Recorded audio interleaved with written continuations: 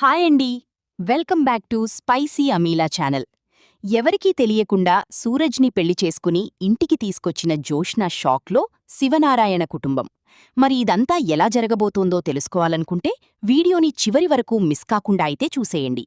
ఎవరికీ చెప్పకుండా సూరజ్ని పెళ్లి చేసుకుని ఇంటికి తీసుకొచ్చిన జోష్న, ఇంటికొచ్చిన దక్షిణామూర్తి షాక్లో శివనారాయణ కుటుంబం. మరి ఇదంతా ఎలా జరగబోతుందో తెలుసుకోవాలనుకుంటే వీడియోని చివరి వరకు మిస్ కాకుండా అయితే చూసేయండి. ఇప్పుడు అది ఆఫీస్కైతే వస్తుంది. ఆఫీస్లో అల్లరి చేస్తుందేమో, అదంతా నేను చూసుకుంటాను దీప. దానికి తల్లిదండ్రులుగా మనకి కొన్ని బాధ్యతలుంటాయి. ఆ బాధ్యతలు నిర్వర్తించకపోతే పిల్లలు బాధపడతారని చెప్పేసి కార్తీక్ అయితే చెప్తూ ఉంటాడు. ఏం చేస్తున్నావు సూరజ్, చెప్పిన మాట గురించి ఏం ఆలోచిస్తున్నావు? శత్రువైనా సరే మంచి మాటే చెప్పాడు. పెళ్ళైన వాడిని రెండో పెళ్లి చేసుకోవాలి అనుకోవడం చాలా తప్పు. తప్పే కాదు, అయినా అసలు నీకెందుకు ఆ రెండో పెళ్లివాడు వాడిని పెళ్లి చేసుకోవాలని వెమ్మట పడుతూ నీ జీవితాన్ని నువ్వు వదిలేస్తున్నావు? నువ్వెప్పుడూ కూడా నీ లక్ష్యం ఆస్తి గురించి ఆలోచించు. ఆస్తి నీ చేతికి రావాలి. వీళ్ళందరూ నీ మాట వినాలి అంటే నువ్వు పెళ్లి చేసుకొని తీరాలి. పెళ్లి చేసుకుంటేనే అప్పుడే వీళ్ళందరూ నీ మాట వింటారు. ఆస్తి కూడా నీ చేతికొచ్చేస్తుంది. అప్పుడైతే ఇక మనం సంతోషంగా ఉండొచ్చు. అంతేకాని పెళ్ళై ఇప్పుడు ఒక బిడ్డకి తండ్రి కాబోతున్న కార్తీక్ వెంటపడుతూ నీ లైఫ్ని నాశనం చేసుకుంటూ ఇక దీపకి మరో అవకాశం ఇవ్వడం కరెక్ట్ కాదు. ఆల్రెడీ వ్యాపార సామ్రాజ్యానికి రాణి అయింది దీప. కొద్ది రోజుల్లో ఈ ఇంట్లో కూడా అడుగుపెట్టి ఈ ఇంటి వారసురాలిగా నిలబడింది. అంటే నువ్వు నేను రోడ్డు మీద అడుక్కోవడం తప్ప మరో ఆప్షన్ ఉండదు. నిజం బయటపడిపోయిన రోజు మనిద్దరికీ మంచి జరగాలి అంటే నువ్వు పెళ్లి చేసుకోవాలి. నిజం బయటపడినా సరే ఈ ఇంటితో మనకి బంధం ముడిపడిపోయి ఉండాలి. బయటికి గెంటలేక మనల్ని ఏమీ చేయలేని పరిస్థితిలో వీళ్ళుండాలి అంటే ఈ ఆస్తి మన పేరు మీద మారాలి అని చెప్పేసి నువ్వు నిర్ణయించుకోవాల్సిందది. అంతేకాని పిచ్చి పిచ్చి ఆలోచనలు, పిచ్చి పిచ్చి ప్రయత్నాలు చేసి ప్రతిసారి ఓడిపోతూ కోపాన్ని, ద్వేషాన్ని పెంచుకుంటే ప్రయోజనం ఉండదు. ఆలోచించు. జోష్నా, సూరజ్ చెప్పిన దాని గురించి, నేను చెప్పిన దాని గురించి కూడా ఒక్కసారి ఆలోచిస్తే నువ్వేం కోల్పోతున్నావో, నువ్వు దేనికి దూరం అవుతున్నావో, నీ చుట్టూ ఏం జరుగుతుందో నీకే తెలుస్తుంది అని చెప్పేసి అక్కడి నుంచి వెళ్ళిపోతుంది. పారిజాతమైతే అలా వెళ్ళిపోయిన తర్వాత తనని తాను చాలా రకాలుగా ప్రశ్నలు వేసుకుంటుంది జోష్న. అసలు అన్ని ఫస్ట్ హ్యాండ్ కావాలని, టాప్ స్థానంలో ఉండాలని కోరుకునే నువ్వు ఈరోజు ఒక పెళ్ళైన వాడిని ఎలా కోరుకుంటున్నావు, సెకండ్ హ్యాండ్ని ఎలా కోరుకున్నావు అన్న ఒక్క మాట జోష్న విషయంలో బాగా నాటుకుపోతుంది. దీప ఎంగిల్ చేసినట్టే కదా బావ విషయంలో నేను ఆశపడేది. ఇప్పుడు ఈ ఆస్తి కూడా దీపదే. దీప ఆస్తికి ఆశపడుతున్నాను గాని ఆస్తి వేరు, బావ వేరు. బావ దీప ఇష్టంగా కలిసి ఉంటున్నారు. ఇక అలాంటి బావని నేనెందుకు ఇష్టపడాలి? బావ కోసం ఆశపడుతూ ఫ్యూచర్ని ఎందుకు పాడు చేసుకోవాలి? ఇప్పుడు ఆ సూరజ్ గారు చెప్పినట్టుగానే బావ వెంటపడితే నన్ను సమాజం తక్కువ చేసి చూస్తుంది, నా మొహన్న ఊమేస్తుంది. ఇంత ఆస్తి ఐశ్వర్యానికి వారసురాలుగా ప్రస్తుతం పేరొందుతున్న నేను ఆస్తిని సొంతం చేసుకోవడానికి ప్లాన్ చేయాలి తప్ప దీపని అడ్డు తొలగించి బావని సొంతం చేసుకోవడానికి ప్లాన్ చేయడం కరెక్ట్ కాదు. జోష్న అంటే ఎప్పుడు ఫస్టే నిలబడుతుంది, ఫస్ట్ స్థానంలోనే ఉంటుంది. జోష్న మిస్ హైదరాబాద్ అలాగే ఉంటుంది తప్ప ఎవరి ముందు తల వంచదు, ఎక్కడా తగ్గదు. ఇప్పుడు నేను తీసుకోబోయే నిర్ణయం మీదే నా జీవితం ఆధారపడిందని నాకు అర్థమవుతుంది. ఒరేయ్ సూరజ్గా, ఏంట్రా నా మైండ్ మొత్తం పాడు చేసి వదిలేశావు? నువ్వు పాడు చేసావంటే ఇప్పుడు గ్రాణి తయారైంది. ఇప్పుడు నేనేం నిర్ణయం తీసుకోవాలి? అసలు ఇప్పుడు నేను దేని గురించి ఆలోచించాలి? గ్రహణి చెప్పినట్టుగానే పెళ్లి చేసుకుంటే ఈ ఇంట్లో వాళ్ళందరూ కూడా నా విషయంలో మారతారా? నా మీద ప్రేమని, అలాగే ఆస్తిని కూడా నా పేరు మీద రాసి నన్ను ఈ ఇంటి వారసురాలుగా ఒప్పుకుంటారా? ఆస్తి నా పేరు మీద వస్తే ఇంకేం చేస్తారు? ఆస్తొచ్చేంతవరకు ఎలాగో నిజాలు బయటపడవు. అలానే ఆస్తి ఐశ్వర్యం ఉన్నవాడిని ఇప్పటికిప్పుడు ఎలా చూసుకోగలను? నా అంతట నేనుగా ఆస్తి ఐశ్వర్యం ఉన్నవాడిని చూసుకోవడం చాలా కష్టం. అలా అని ఇప్పుడు ఈ బాధ్యతలన్నీ ఈ పెద్దవాళ్ల మీద వదిలేస్తే అది ఎప్పటికీ జరుగుతుందో తెలీదు. కాని ఇప్పుడు నేనేం చెయ్యాలి అని చాలా తనని తను ప్రశ్నించుకుంటూ ఉంటుంది. చాలా విధాలుగా తను ఆలోచిస్తూ ఉంటుంది. ఈలోక ఇక్కడ చూస్తే ఇక అందరూ ఆఫీస్కైతే బయలుదేరతారు, ఆఫీస్కెళ్ళిపోతారు, ఆఫీస్లో వర్క్ చేసుకుంటారు. దీపక్ అసిస్టెంట్గా ఇక పనిచేయలేక, దీప కింద బ్రతకలేక చాలా టెన్షన్ పడుతుంది, కోపంతో రగిలిపోతుంది. ఏంటి, ఏం చేసావు? నేను చెప్పింది అర్థమైందా? బుర్రెకెక్కిందా లేకపోతే ఇంకా ఎక్కలేదా అని చెప్పి అంటూ ఉండడు. ఒరేయ్ సూరజ్నే మాట్లాడుతున్నాను, ఇకనైనా మారవే, ఇకనైనా బుద్ధి తెచ్చుకోవే. నీ పరిస్థితి చూసావా ఎలా ఉందో? అసలు నువ్వు ఏ స్థానంలో ఉండవలసిన దానివి? ఈ ఇంటి వారసురాలివి, ఇక్కడ చైన్మేర్ గారి మనవరాలివి.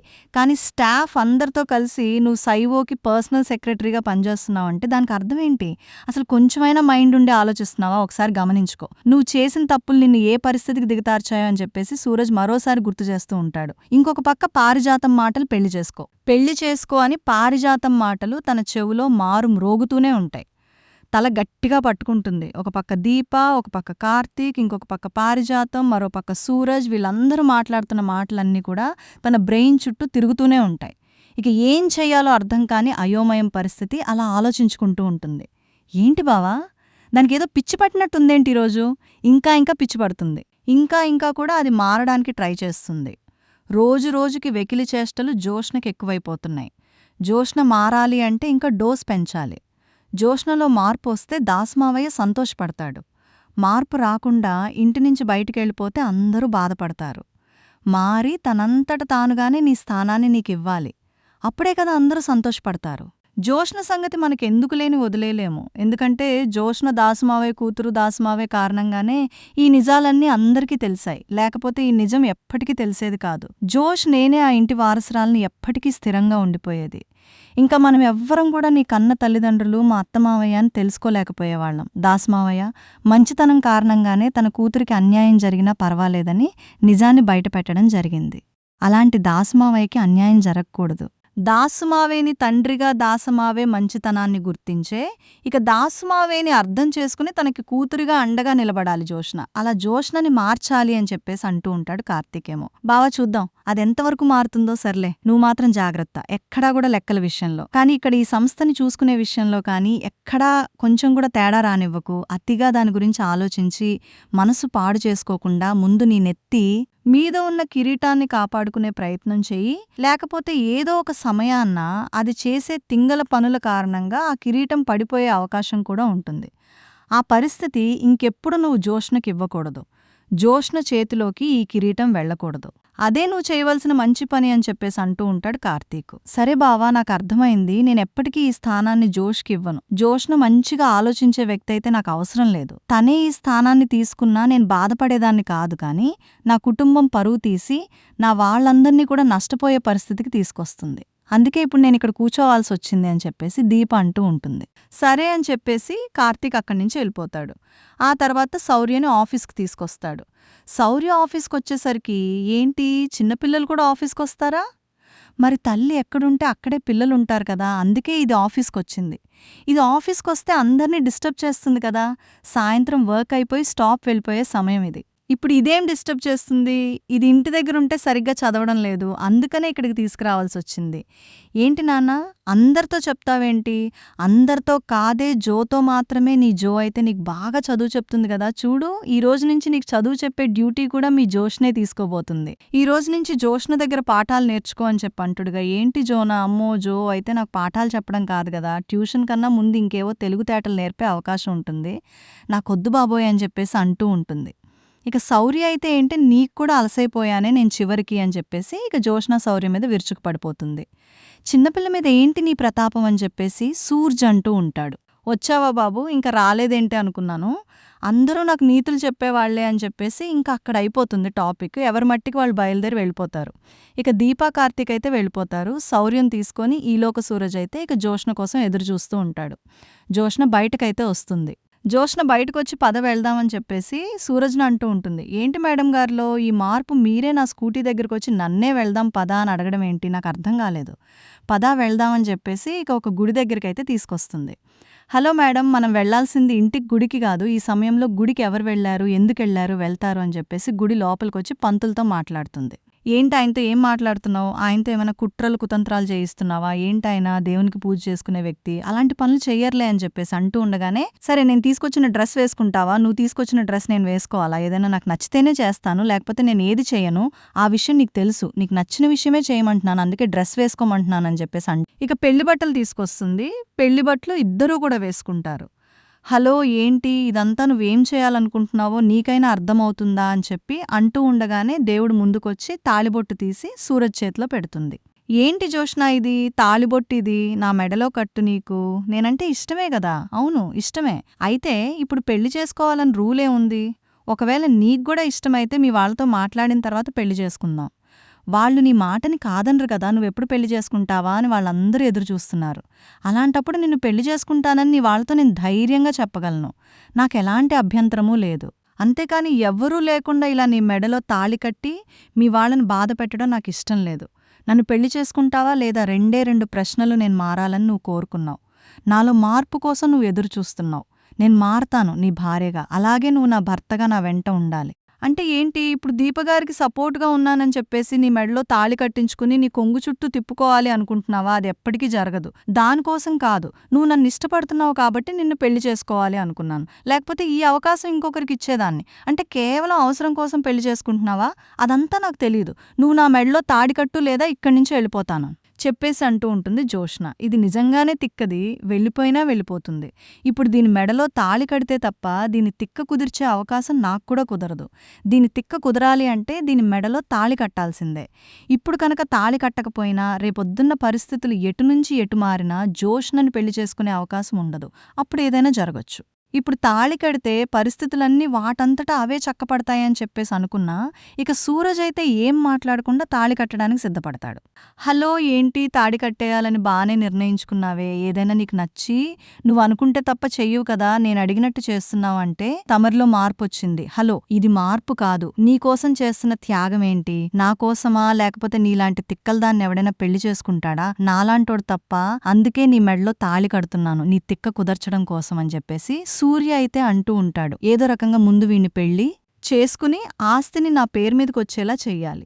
గ్రాని అయితే కొన్ని కోట్ల ఆస్తున్నవాణ్ణి పెళ్లి చేసుకోమంది. ప్రస్తుతం వీడు తప్ప నాకు ఆప్షన్ లేదు. కోట్ల ఆస్తున్నవాణ్ణి చూసుకోవాలంటే టైం పడుతుంది. అన్ని రోజులు టైం కూడా నేను తీసుకోలేను. ఈలోగా ఏదైనా జరగచ్చు. ఆల్రెడీ దీపసైవోయి కూర్చుంది. రేపు నీ ఇంటి వారసురాలై కూర్చుంటే ఇక నేనేం చేయలేను. అందుకని ఇప్పుడు ముందు వీణ్ణి నా వైపు తిప్పుకుంటే రేపొద్దున్న ఏదైనా సాధించొచ్చు అని చెప్పేసి అనుకొని ఇంకెలా అయితే తల వంచి సూరజ్ చేత తాడి కట్టించేసుకుంటుంది.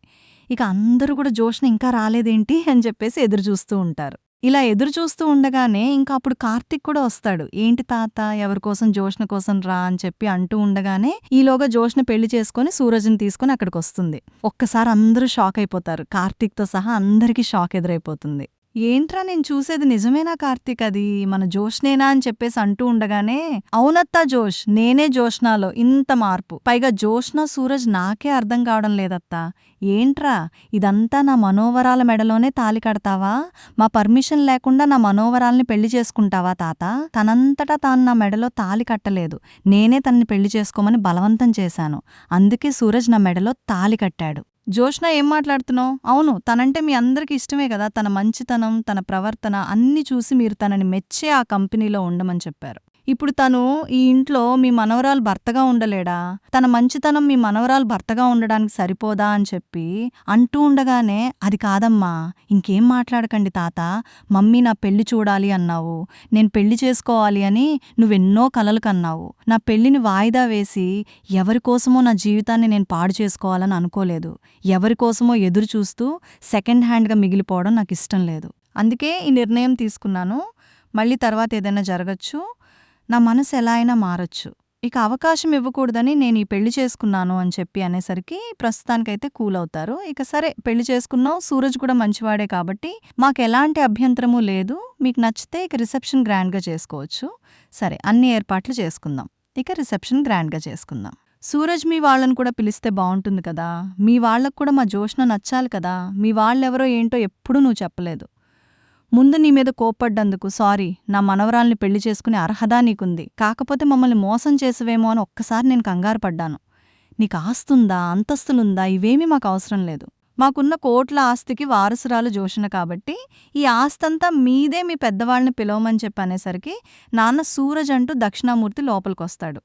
అలా వచ్చేసరికి ఒక్కసారి అందరూ షాక్ అయిపోయి ఉండిపోతారు. ఇక ఏంటి దక్షిణామూర్తి, సూరజ్ తానెవరు, తను నీకేమవుతాడు అని చెప్పి అడిగేసరికి, తను మా తాత ఏంటి, నువ్వు దక్షిణామూర్తి మనవడవా? ఏంట్రా నువ్వు ఆయన మనవడవా? అవును అవును, నేను ఆయన మనవడ్నే అని చెప్పి అంటూ ఉండగానే, అంటే అందరూ కావాలనే మమ్మల్ని మోసం చేసి నువ్వు కావాలనే నా మనవరాల మెడలో తాడి కట్టావా? దక్షిణామూర్తి మమ్మల్ని మోసం చేయడానికి నీ మనవాణ్ణి మాపై హస్త్రంగా వదిలి ఈరోజు నా మనవరాల మెడలో నీ మనవడి తాడి కట్టేలా చేస్తావా? ఎంత మోసం చేస్తావా సూరజ్ అని చెప్పనేసరికి, అయ్యో ఏంటండి అలా అంటారు, నా వాళ్ళెవరు, నా కుటుంబం ఏంటి అని మీరెవరెప్పుడు నన్ను అడగలేదు. నాకు కూడా చెప్పే అవసరం రాలేదు. మీరు అడిగితే నేను చెప్పేవాణ్ణే కదా, కానీ ఎప్పుడెప్పుడు మీ అడగలేదు. నేను కూడా ఎప్పుడూ నా కుటుంబం ప్రస్తావన తీసుకురాలేదు. నేను కేవలం మీ కంపెనీలో జాబ్ చేయడానికి వచ్చాను. అలాంటప్పుడు నా కుటుంబం గురించి మీకు అవసరం లేదు, మీ గురించి నాకు అవసరం లేదు. నా పని ఏదో నేను చేసుకుంటూ వెళ్ళాను. ఈరోజు మీ మనవరాలు తన మెడలో తాళి కట్టమని, ఇక తనే తన జీవితం అని చెప్పింది కాబట్టి నేను తన మెడలో తాళి కట్టాను. మీ అందరూ నన్ను అంగీకరించారు. ఇందులో నేను చేసిన తప్పేముంది? ఇందులో మా తాత చేసిన తప్పేముంది? మా తాత ఇందులో ఇన్వాల్వ్ అవ్వలేదు. మా తాత నన్ను జోష్నని పెళ్లి చేసుకోమని చెప్పలేదు అని చెప్పేసి సూరజ్ అంటూ ఉంటాడు. దెబ్బకి దక్షిణామూర్తి మనవడు సూరజ్ అని తెలుసుకున్న సుమిత్ర, అలాగే శివనారాయణకి చాలా పెద్ద షాక్ ఎదురవుతుంది. జోష్న ఊహించని నిర్ణయంతో ఆ కుటుంబంలో పెద్ద షాక్ ఎదురవుతుంది. మరి ఖచ్చితంగా రాబోయే కథలో ఇలా అయితే జరిగిపోతుంది. ఇలానే జరగాలని మీరు కోరుకుంటున్నారా? అయితే వీడియోని తప్పకుండా లైక్ చేసేయండి. నెక్స్ట్ ఎపిసోడ్ కోసం మా ఛానల్ని సబ్స్క్రైబ్ చేసుకోవడం మర్చిపోకండి. Thanks for watching.